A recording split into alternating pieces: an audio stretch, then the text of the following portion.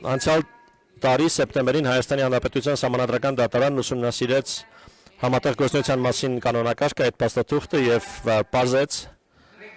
որ կանոնակարգը իմիջիայլոց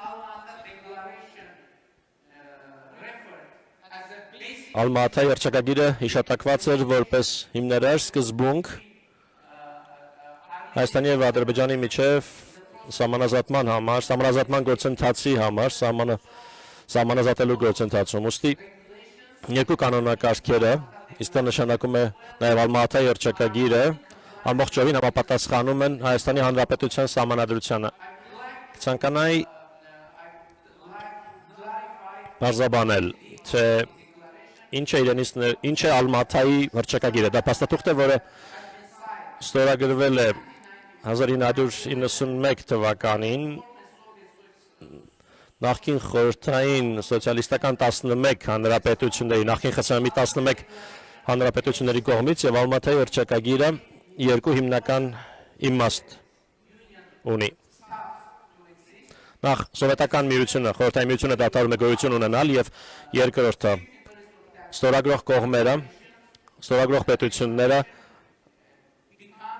դառնում են անկախ պետություններ, ճանաչում միմյանց տարածքային ամբողջականությունը եւ սահմանների անխախտելիությունը, ինքնիշխանությունը եւ այլն։ Ուստի մեր սահմանադրական դատարանը գտել է, եզրակացրել է, որ Ալմա-Աթա երճակագիրը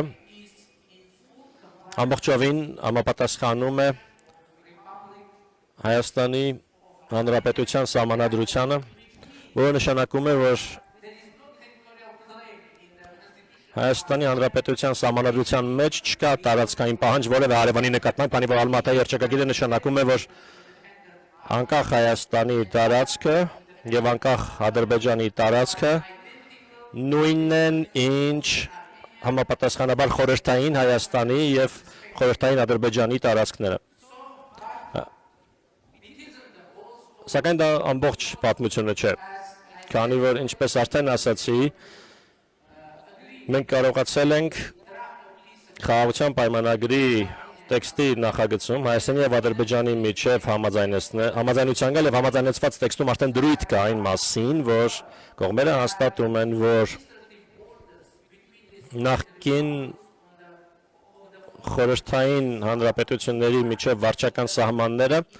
դառնում են համապատասխան անկախ պետությունների միջազգային սահմաններ եւ կողմերը ճանաչում են միմյանց ինքնիշխանությունը, տարածքային ամբողջականությունը եւ միջազգային սահմանների անխախտելիությունը եւ միմյանց քաղաքական անկախությունը։ Այսպիսով արդեն իսկ համաձայնեցված մասն է սա խաղաղության պայմանագրի համաձայնեցված տեքստի Հայաստանի եւ Ադրբեջանի միջև, ընդ որում նույն փաստաթղթում հղում է արված Ալմա-Աթայի հռչակագրին որպես հիմնական սկզբունք նաև խաղաղության պայմանագրի տեքստում։ Այսպիսով համաձայնեցված տեքստում մենք դրույթ ունենք, ինչպես տեսնում եք, եւ տեսնում եք, որ Հայաստանը եւ Ադրբեջանը ճանաչում են միմյանց տարածքային ամբողջականությունը, այնպես ինչպես եղել է խորհրդային միության ժամանակներում, որպես խորհրդային սոցիալիստական հանրապետություններ։ Խաղաղության պայմանագրի համաձայնեցված տեքստի նախագծում մեկ դրույթ էլ կա։ Կողմերը հայտարարում են, որ միմյանց նկատմամբ չունեն որևէ տարածքային պահանջներ եւ ապագայում չեն ներկայացնելու որևէ նման պահանջներ։ Այսինքն Հայաստանը եւ Ադրբեջանը արդեն իսկ համաձայնեցրել են նախագծի տեքստում, որ չեն կարող լինել որևէ տարածքային պահանջներ կողմերից մեկի կողմից մյուս կողմի նկատմամբ եւ համաձայնագրի պայմանագրի տեքստում կա եւս մեկ կարևոր դրույթ, որը նախատեսում է, որ կողմերը չեն կարող իրենց պետական օրենսդրությունը վկայակոչել որպես հիմնավորում խաղաղության պայմանագիրը չկատարելու համար։ Ուստի այս նրբությունները շատ կարևոր են, ինչու։ Քանի որ Հայաստանի օրենսդրության համաձայն Խաղաղության պայմանագիրը ստորագրելուց հետո մենք պարտավոր ենք այն ուղարկել մեր սահմանադրական դատարան ստուգելու համար պայմանագրի համապատասխանությունը Հայաստանի Հանրապետության սահմանադրությանը։ Ի նկատի ունեմ դա տարբերակ, ընտրության տարբերակ չէ, դա պարտադիր է։ Այդ փաստաթուղթը պարտադիր պետք է ուղարկվի սահմանադրական դատարան։ Այդ տեսանկյունից մենք երկու տարբերակ ունենք։ Առաջին տարբերակը այն է, որ եթե սահմանադրական դատարանը որոշում է, որ Հայաստանի եւ Ադրբեջանի միջև խաղաղության պայմանագրի տեքստը չի համապատասխանում մեր սահմանադրությանը։ Եթե նման որոշում լինի, թեպետ ես պիտի ասեմ, որ նախորդ սեպտեմբերի որոշումից հետո մեր փորձագետներն ասում են, որ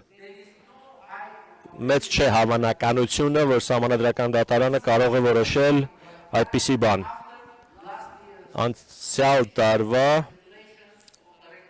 այն որոշումից հետո, որը վերաբերում էր սահմանազատման հանձնաժողովների կանոնակարգին, բայց դատարանը է եւ եթե սահմանադրական դատարանը որոշի, որ խաղաղության պայմանագիրը չի համապատասխանում մեր սահմանադրությանը, մենք կունենանք շատ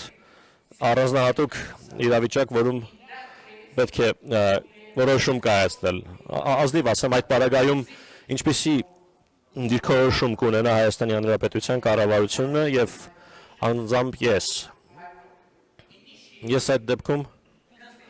կնախաձեռնեմ սահմանադրական փոփոխություններ, քանի որ այս խաղաղության գործընթացը եւ խաղաղության պայմանագիրը չպետք է բաց թողնվեն եւ կփորձենք եւ կհամոզենք մեր հասարակությանը, որ այդ փոփոխությունը արվի տևական եւ երկարաժամկետ խաղաղության հասնելու համար, բայց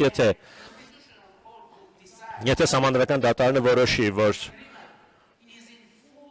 պայմանագիրը ամբողջովին համապատասխանում է Հայաստանի Հանրապետության սահմանադրությանը, ապա այդ պարագայում որևէ խոչընդոտ չի լինի փաստաթուղթը մեր ազգային ժողով վավերացման ուղարկելու ճանապարհին։ Վավերացումից հետո այդ փաստաթուղթը ձեռք կբերի ամենաբարձր իրավաբանական ուժը Հայաստանում։ Հայաստանի Հանրապետության սահմանադրության 5-րդ հոդվածի 3-րդ կետի համաձայն, որը նախատեսում է, որ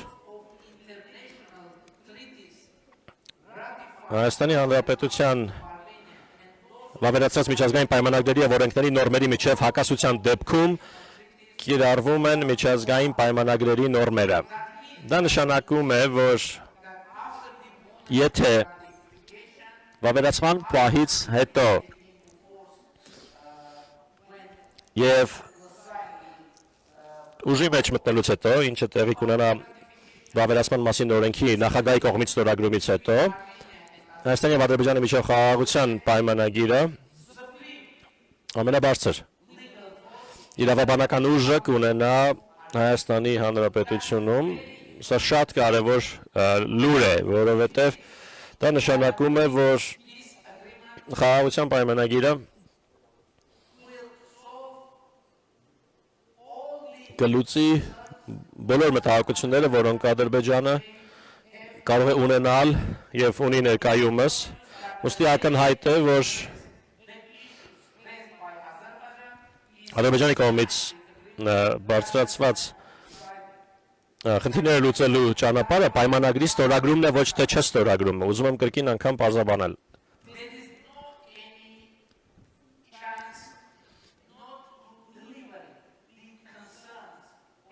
Հնարավորություն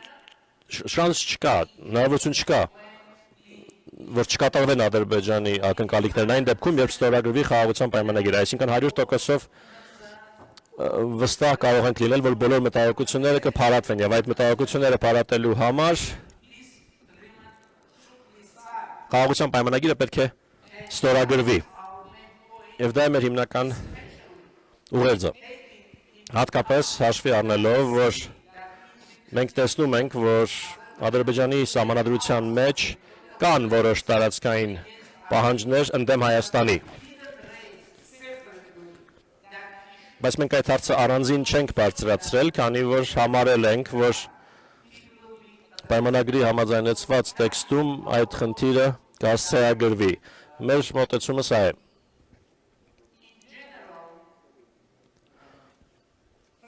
Ընդհանուր առմամբ, անկեղծ ասած,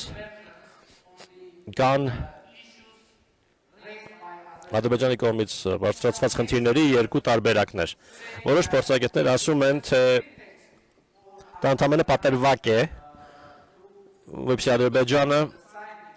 հետաձգի խաղաղության պայմանագրի ստորագրումը։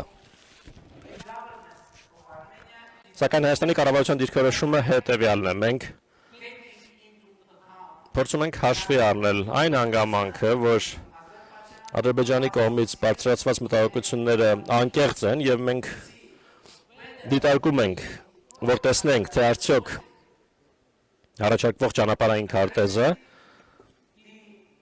լուծում է, փարատում է Ադրբեջանի մտահոգությունները եւ ես կարծում եմ,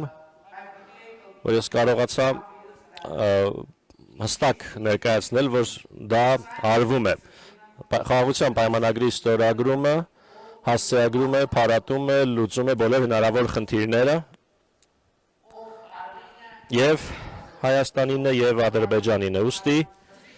իմ դիրքորոշումը, իմ կոչը այս իրավիճակում հետևյալն է. մենք պետք է կենտրոնանանք խաղաղության պայմանագրի ստորագրման ուղղությամբ եւ ես վերահաստատում եմ, որ անձամբ ես եւ մեր կառավարությունը, մեր քաղաքական թիմը պատրաստ ենք առաջ շարժվելու եւ ստանձնելու պատասխանատվության մեր բաժինը տևական եւ կայուն խաղաղություն մեր տարածաշրջանում ունենալու համար։